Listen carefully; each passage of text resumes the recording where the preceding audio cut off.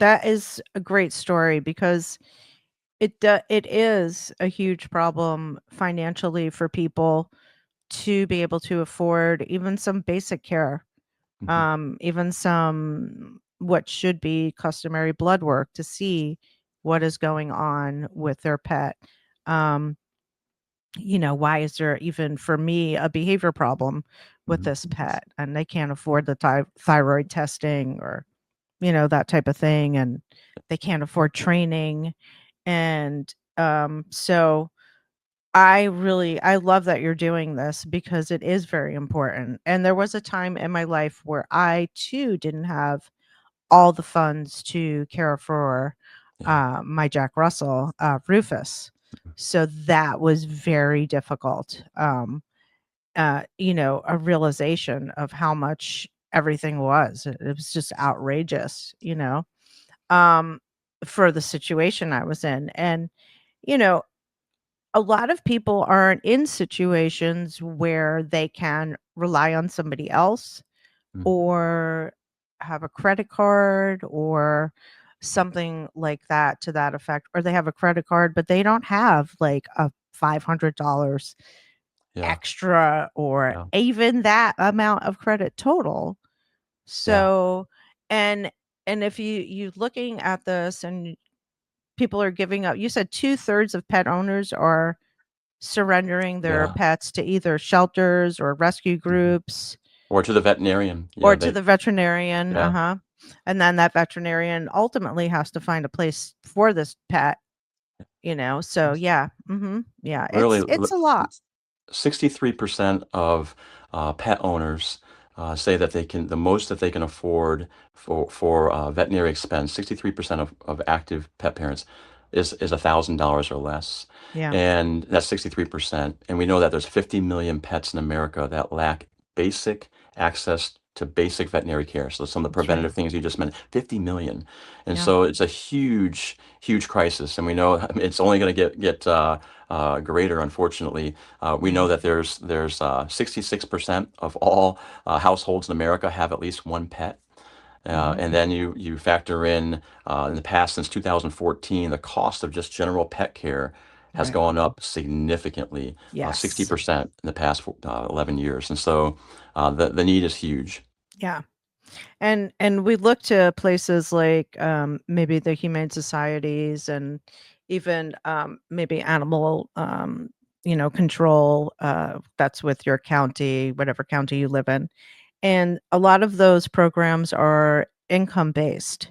Hmm. And there are a lot of people who just fall through the cracks, Yeah. but they're by no means, wealthy or have whatchamacallit, like discretionary funds, so to speak, where they could say, "Oh, okay, we'll just take this Right. $500 here, Right. from the vacation fund, and we'll put it towards Fluffy's surgery." It's not happening more often than not, so that is a huge problem.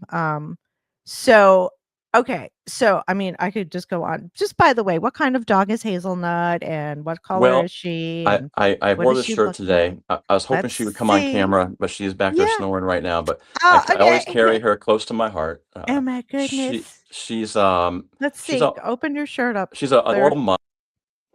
I love If you it. see her, She's so cute. so she's Yes.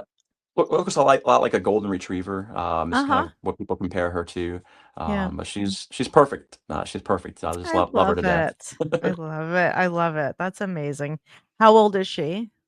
Right now, we're estimating 4 to 5 years old. Oh, that's Um, amazing. yep, yep. And how long do you know how long she was in the shelter? That's a good question. I don't. Okay. I honestly do not. I think I I'm her always surgery had curious. been pretty recent, her Mhm. surgery, so I'm gonna guess probably a couple weeks if I Mhm. were to guess. What was her surgery? What was the medical problem? I say surgery. I shouldn't say that. There was some sort Okay. of parvo, and I'm not a medical. My wife's a nurse, so she can explain it much better than Mhm. I am. But it has something to do with parvo, and she still has a little scar from the IV treatment that she Oh, received. And so so I she say had surgery, but parvo. technically it was some sort of other ailment. Okay. So, okay, so she sounds like she had parvo.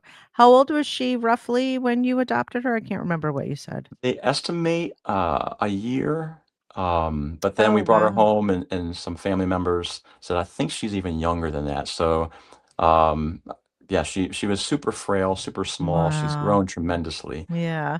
Yeah. Amazing. Yeah, and if it was parvo and she was young enough to contract it, um, and those were basic, like, that's a basic vaccination that puppies get.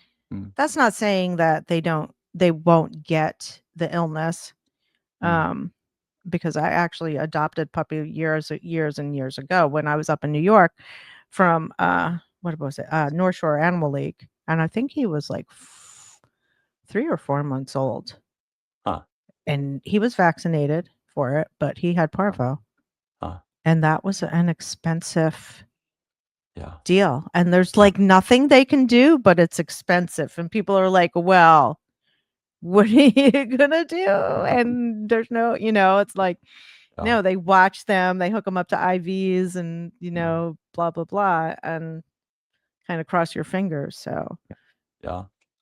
mhm. Indeed. All right. So you were like, okay, this is ridiculous that this dog is in the shelter and look at what she went through and what these pet parents went through and how horrible it all is. And you're like, listen, I'm into fundraising. Mm. What are we going to do about this? So what did you do? Yeah, I started a conversation with Dr. Stewart, a veterinarian here in Virginia, and said, what do you do when someone comes? And 'cause I had no idea. To be honest with you, our cat was pretty self-sufficient after an emergency surgery when Mhm. he was a kitten. Obviously, annual visits, but I just had no idea the extent of this challenge. And he Right. said, "Oh, it happens all the time." He said, "We try to discount where we can, and we try Mhm. to offer, scratch pay and this and that." IOU slips and so on. He says, but Mhm. it's really unsustainable. So I Yeah. began thinking, well, we've all heard of GoFundMe, which does Right. some wonderful work. Yep. They are one of 2,000 crowdfunding platforms. You have Cuddly, you have a bunch of Plumfield. They're just, Mhm. GoFundMe is probably the most recognizable. But the distinction is they're all for-profit owned. Right. And so I thought, well, if they're for-profit owned, and then at the same time, there was a lot of fraud and scams happening in the industry. Yeah. Some pretty national known stories of people stealing pictures and putting it on and creating fundraisers, and none of it was real. And so my heartbeat Good. is for individuals, for donors who are so generous. Giving is never not personal, Right. and so to whether it's $1 or $1 million, Mhm. for folks to not be able to know for sure if their money is actually going where it's supposed to. So I thought, well, what if we created a platform that was, number one, it's nonprofit driven. So we're not Yeah. motivated by transactions, but we're motivated by our mission. Right. And what if every single fundraiser that was created, what if we verified that? And so that's Hmm. what we do. So we literally, tell me the name of one of your dogs. Tony. Tony. All right. So you do a fundraiser for Tony. He needs $400 just annual visit, and he just Mhm. needs 400. You need $400. So you come to our website, and in 3 minutes you create a fundraiser. You upload Mhm. videos and pictures, and so people can get to know Tony. And so after you've raised, let's say your goal is $400, and you've raised after the first week $100. We don't wait to your fundraiser is complete or you reach your Right. goal. We start distributing those funds every single week, and if it's an emergency, we get those Mhm. funds out even quicker. But we call and we say to your veterinarian, "Hey, Red Brick Veterinarian, whatever her name is, I'm calling on behalf of Stephanie. You have a dog there named Tony, and just want to confirm, yep, Tony's real, great. And there's an expense there, $500, wonderful." Great. We want to make a payment on that account. And it's just literally that simple. Oh, And so we so verify it. you paid directly to the Yep. veterinarian. Yep. And donors love that Mhm. because it gives them an assurance that number one, this is a real pet, it's not a scam. And number Right. two, their donations going directly to wherever the need is. And so wherever the location of that expense is where we Mhm. distribute the funds. And so if the only exception to sending it directly to the veterinarian is if the veterinarian says, you know what, we've already been paid 100% and we're not willing to be the ones to reimburse the pet parent. In Mhm. that case, we will send the funds directly to the pet parent, but not until we've confirmed that A, everything's real, and number Uh-huh. two, that the veterinarian has received payment. And so, Oh, okay. yeah, That's and so good that you do that too, though, like yeah, both ways of, first of all, verifying, but also, you know, yeah, that people can submit to get refunds or as it were, not like a refunds, but like a reimbursement. reimbursement, Yep. like some kind of financial help to help them maybe pay the care credit or off or, Yeah. something like that. Mhm. Yeah, so we really want to remove the current present financial barriers, but we also Yeah. want to remove those financial burdens.